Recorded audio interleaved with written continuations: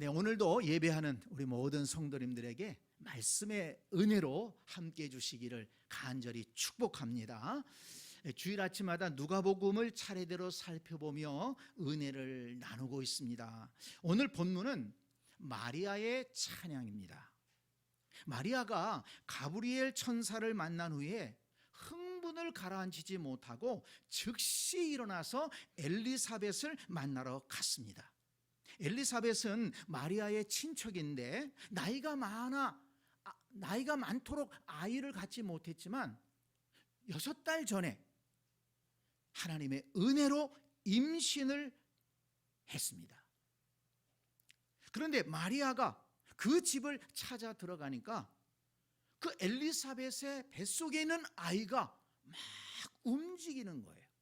성경에는 뛰놀았다 이렇게 표현을 했습니다. 그러면서 엘리사벳은 성령의 충만함을 받아서 마리아를 축복하는 것입니다.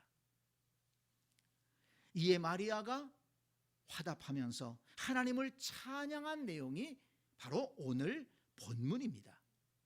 그런데 오늘 본문을 읽고 묵상하면서 하나님께서 왜 하고 많은 사람들 가운데 마리아를 택하셔서 그리스도로 오시는 예수님을 낳게 했을까? 그 이유를 알 수 있었습니다. 하나님께서 어떤 일을 행하고자 사람을 택하실 때 보시는 것이 있는데 바로 마리아가 하나님 마음에 들었다는 것입니다. 하나님께서 택하실만 했다는 것입니다. 오늘 본문을 통해 알 수 있습니다. 마리아는 어떤 사람이며 어떤 신앙인이었을까요? 먼저 마리아는 하나님의 은혜로 아는 사람이었다 하는 것입니다. 46절 말씀을 보세요. 내 영혼이 주를 찬양하며 내 마음이 하나님 내 구주를 기뻐하였음은 그의 여종의 비천함을 돌보셨음이라. 보라, 이제 후로는 만세의 나를 복이 있다 일컬으리로다 그랬습니다. 여러분, 마리아가 주를 찬양하고 주님을 기뻐한다고 했습니다. 그런데 그 이유가 무엇입니까? 그 여종의 비천함을 돌보셨습니다. 마리아는 하나님 앞에서 자신을 비천한 여종이라고 표현했습니다. 그런데 하나님께서 그리스도로 오시는 예수님의 어머니로 택해 주셨다는 것입니다. 얼마나 영광스러운 일입니까?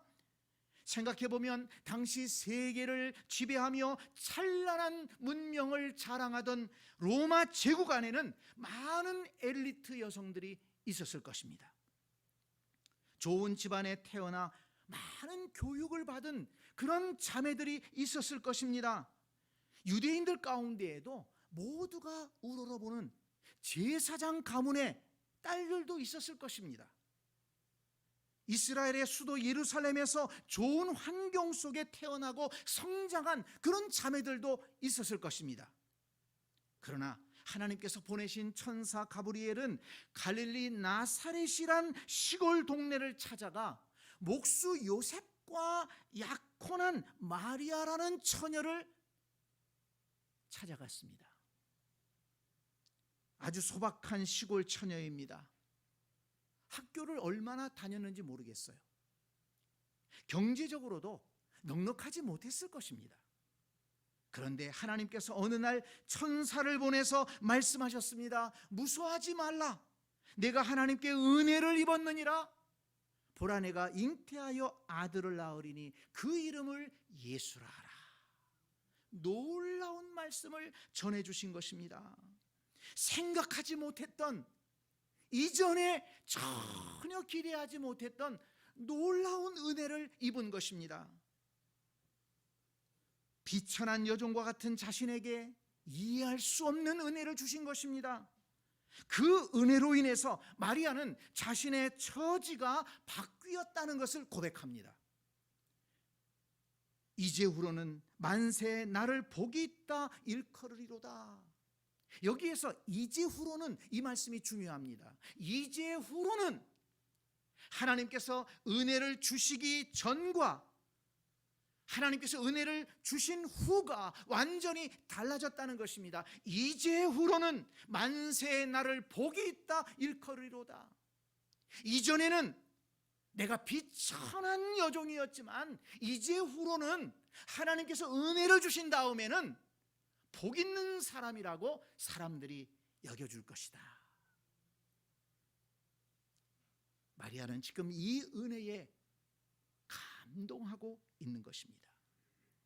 하나님의 은혜로 자신의 삶이 아름답고 복된 삶으로 변화되었다는 것을 고백한 것입니다.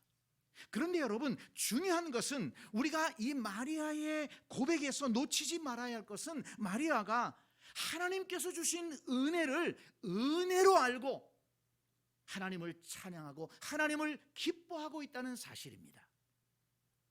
내 영혼이 주를 찬양하며 내 마음이 하나님 내 구주를 기뻐함은 그의 여종의 비천함을 돌보셨습니다. 성도 여러분, 하나님의 은혜를 은혜로 아는 것이 당연한 것처럼 생각될 수 있지만 그렇지 않다는 것입니다. 그리스도인들 가운데 은혜를 받고도 은혜를 알지 못하는 사람들이 있다는 것입니다. 은혜를 받고도 깨닫지 못하고 은혜 속에 살아가면서도 감사하지 못하고 은혜를 받고도 찬양하지 않는 그리스도인들이 의외로 많다는 것입니다. 성도 여러분, 출애굽한 이스라엘 백성들을 한번 생각해 보시기 바랍니다. 그들이 하나님의 큰 은혜와 능력으로 전혀 기대하지 못했던 출애굽의 역사를 이루지 않습니까? 그 400여 년의 종살이에서 탈출하게 됩니다. 약속의 땅을 향해서 나아가게 됩니다. 그런데 그들이 모두 다 약속의 땅에 들어가지 못한 이유가 무엇입니까? 무엇이 그들의 문제였습니까? 그들은 하나님의 은혜를 받고도 그 은혜를 은혜로 알지 못했다는 것입니다. 그 은혜를 깨닫지 못했어요. 그 은혜를 감사하지 못했어요. 그들의 삶 속에 하나님의 은혜가 흐르고 있는데 그걸 알지 못하는 거예요. 그러니까 감사하지 못하고 찬양하지 못하고 하나님을 기뻐하지 못합니다. 그러니까 조금만 어려움이 있어도 원망하고 불평하고 그러다가 광야에서 그 출애굽한 1세대들은 다 죽게 된 것입니다. 약속의 땅에 들어가지 못한 것입니다. 여러분, 이스라엘 백성들이 진정으로 하나님의 은혜를 감사하고 찬양하고 하나님을 기뻐하며 약속의 땅을 향해 나아갔다면 그들은 더욱 놀라운 은혜와 복을 받아서 누리면서 번성하는 그런 민족이 될 수가 있었을 것입니다. 생각해보면 안타깝습니다. 성도 여러분, 저와 여러분은 어떻습니까? 은혜를 은혜로 알고 감사하고 찬양하고 하나님을 기뻐하고 있습니까? 하나님은 마리아의 무엇을 보시고 그를 귀한 그릇으로 사용하셨을까요? 하나님의 은혜를 은혜로 알고 감사하고 찬양하고 하나님을 기뻐하는 그 순수한 마음, 그 순수한 신앙을 보셨다는 것입니다. 성도 여러분, 에베소서 2장 8절은 말씀합니다. 너희는 그 은혜에 의하여 믿음으로 말미암아 구원을 받았으니 이것은 너희에게서 난 것이 아니요 하나님의 선물이라. 그렇습니다. 저와 여러분이 영원한 멸망에서 구원받은 것은 전적인 하나님의 은혜요 하나님의 선물이라는 것입니다. 우리가 구원받을 수 있는, 하나님의 자녀가 될 수 있는 조건이, 자격이 하나도 없다는 거예요. 하나님의 은혜로 택해 주셨고 하나님의 은혜로 말씀을 깨닫게 하셨고 하나님의 은혜로 하나님을 예배하며 살아가는 복된 존재가 되게 하셨다는 것입니다. 그런데 여러분, 구원받은 것뿐이겠습니까? 우리가 지금 살아있고 일하고 먹고 입고 누리며 즐기며 살아가는 모든 것이 하나님의 은혜인 줄로 믿습니다. 우리가 하나님 앞에 예물 드리면서 늘 고백하지 않습니까? 모든 것이 하나님께로부터 왔사오니. 그렇습니다. 우리의 모든 것이 하나님께로부터 온 것입니다. 그래서 바울은 고린도전서 15장 10절에서 이렇게 고백합니다. 나의 나된 것은 하나님의 은혜로 된 것이니 내게 주신 그 은혜가 헛되지 아니하여 내가 모든 사람보다 더 많이 수고하였으나 내가 한 것이 아니요 오직 나와 함께 하신 하나님의 은혜로라. 내가 한 것이 아니요 나의 나된 것은 하나님의 은혜로라. 바울의 이 고백이 저와 여러분의 고백이 될 수 있기를 바랍니다.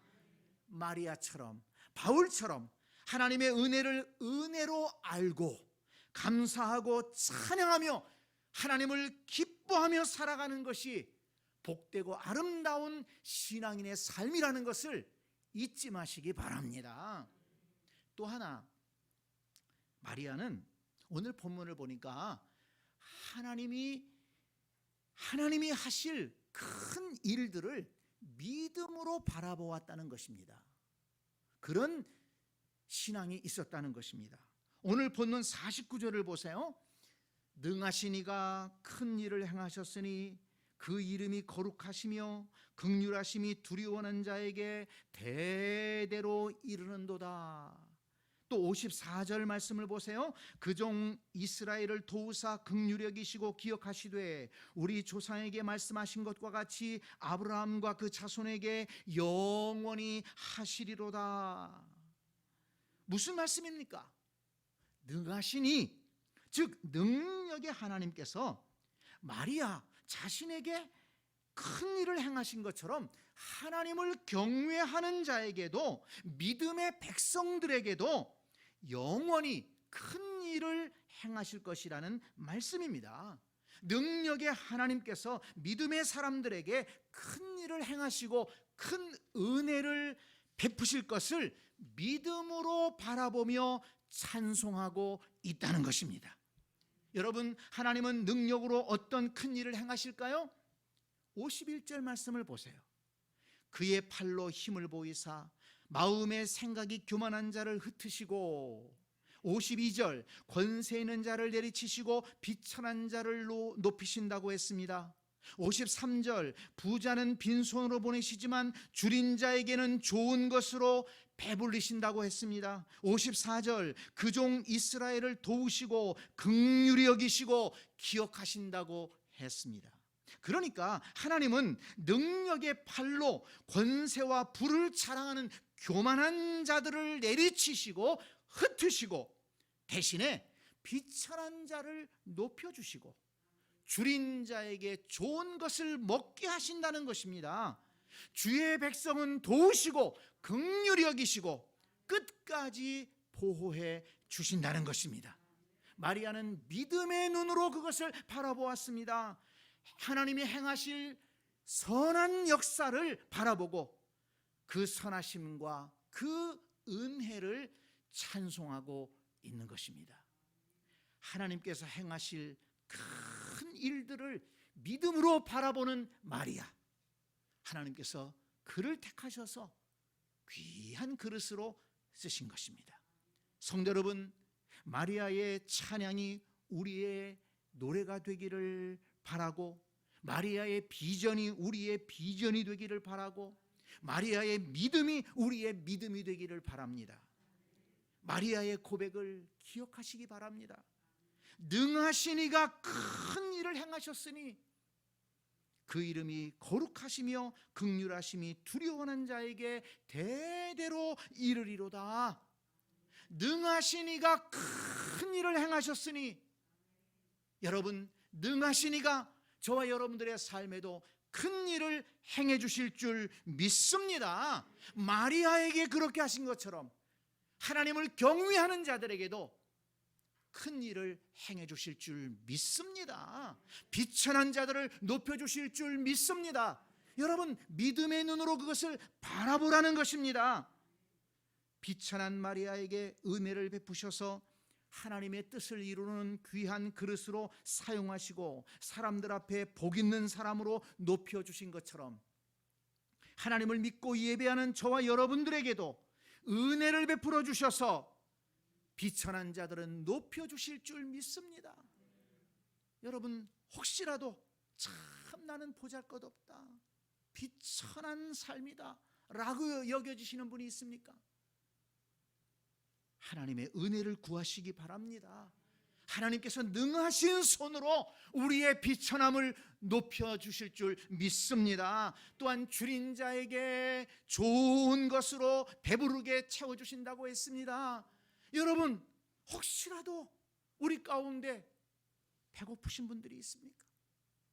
물론 먹을 것이 없어서 줄인 분들이야 많지 않겠지만 우리의 삶에 이런저런 부족함 때문에, 궁핍함 때문에 힘드신 분들이 있을 거예요.